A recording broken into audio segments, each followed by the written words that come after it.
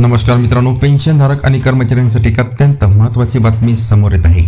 Supreme कोर्टाच्या higher पेन्शनच्या निर्णयानंतर देशभरात पेंडिंग असलेल्या अर्जावर सरकारने लोकसभेत अधिकृत उत्तर दिलं आहे.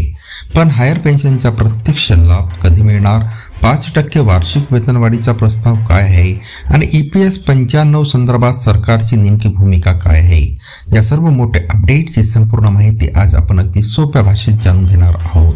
हा व्हिडिओ शेवटपर्यंत नक्की पहा, कारण शेवटचा मुद्दा प्रत्येक पेन्शनधारकांसाठी अतिशय महत्त्वाचा आहे. सर्वात आधी बोलूया EPFO हायर पेन्शन बाबत.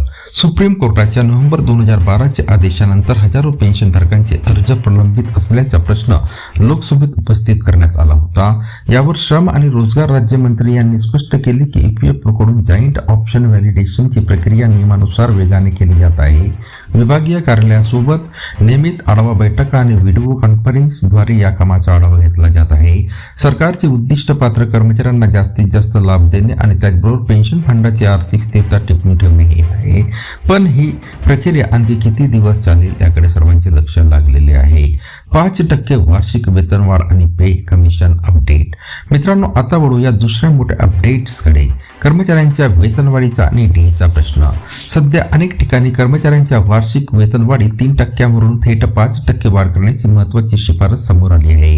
यासोबतच महागाई भत्ता, ग्राहक किंमत निर्देशकांची थेट जोडणे, फॅमिली युनिटचे पुनरावलोकन करणे आणि 11 वर्षानंतर रूपांतरित पेन्शन पूर्वरत लागू करणे यासारख्या सुधारांची चर्चा सुरू आहे. जर या शिफारसी पूर्णपणे लागू झाल्या तर कर्मचाऱ्यांच्या मूळ वेतनात आणि पेन्शनमध्ये मोठा फरक दिसून येईल.